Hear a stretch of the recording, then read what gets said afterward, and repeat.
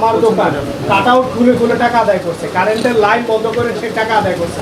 ওনার মুখে ভাষা শুনছি কিভাবে ইনকাম বাড়াতে হবে, কিভাবে কোন জায়গা থেকে আয় বাড়াতে হবে। ফুলবাড়িয়া সুপার মার্কেট থেকে কোটি টাকা আত্মসাৎ করার অভিযোগ উঠেছে জামায়াত নেতা আলী হাসান সুমন এবং তার সাথে জড়িত রয়েছে আউয়াল ফারুক ও হানিফ বাচ্চু সহ ছাত্র শিবিরের নেতাকর্মীরা এবং জামাতের আরো সাংগঠনিকের আরো অনেক লোক এই মার্কেটে ওনারা দীর্ঘদিন বলতে 2 বছর যাবৎ সিঁড়ি, বাথরুম এবং বাইরে অবৈধ স্থাপন এবং লিফট মেরামতের নামে, এটা সিটি কর্পোরেশনের মার্কেট, সিটি কর্পোরেশনের লিফট দিছে, মেরামতের নামে লক্ষ লক্ষ কোটি কোটি টাকা চাঁদাবাজি করে গেছে। এর সাথে আমরা নিজেরও হয়রানির শিকার। আমাদের অনেক ভাইদের দোকান, আমার দোকান কাট আউট খুলে খুলে টাকা আদায় করছে, কারেন্টের লাইন বন্ধ করে সে টাকা আদায় করছে এবং সে সন্ত্রাসী কার্যক্রম চালানোর জন্য সে বয়স এবং গ্রুপ ব্যবহার করে। ফুটপাতে দোকান বসানো এবং অর্থ আদায়ের অভিযোগ করেন ব্যবসায়ীরা। মার্কেট থেকে আত্মসাৎ করা অর্থ বিদ্যুৎ বিলের প্রায় 40 লক্ষ টাকা, ওয়াসা বিল 28 লক্ষ টাকা এবং লিফট মেরামতের নামে আত্মসাৎ করা হয়েছে প্রায় 30 লক্ষ টাকা।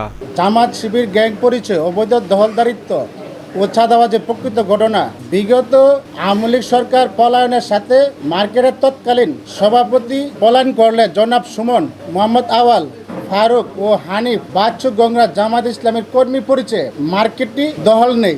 তারপর থেকে বিগত 2 বছর যাবৎ মার্কেটটিতে চাঁদাবাজি, অবৈধ দোকান নির্মাণ, জোরপূর্বক অনেক অবৈধ দোকান বসানো এবং কিছু দোকান উচ্ছেদ, ফুটপাতের অনেক দোকান বসানো, লিফট মেরামত চালু কথা বলে টাকা আদায় করে, অতিরিক্ত বিদ্যুৎ বিল আদায়, ওয়াসা বিভিন্ন নামে ও হাতে বিপুল পরিমাণ টাকা উত্তোলন করেছে।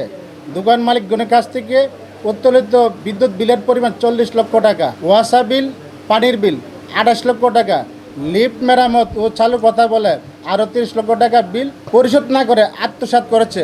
30/6/2024 তারিখে বিদ্যুৎ বিল বকেয়া রাখায় ডিপিসি কর্তৃক মার্কেটটি বিদ্যুৎ বিল সংযোগ বিচ্ছিন্ন করে দেয়। কিন্তু মার্কেটে নেই জামায়াত নেতা সুমনের একটি ব্যবসা প্রতিষ্ঠানও। এমনকি মার্কেটটি দীর্ঘদিন ধরে রেখেছেন নিজের কবজায়। ব্যবসায়ীরা কিছু বলতে গেলেই মব সৃষ্টির আতঙ্ক তৈরি করতেন জামায়াত নেতা সুমন, যার একটি অডিও রেকর্ড ভাইরাল হয়েছে সোশ্যাল মিডিয়ায়।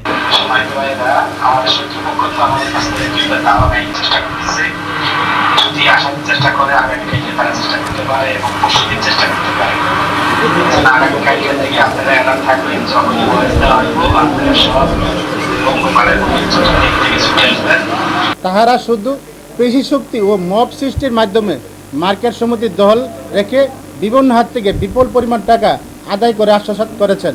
চোর দখলের মতো, পাঙ্গপালের মতো লোকজন নিয়ে মার্কেট দখলের পায়তারা করতেছে।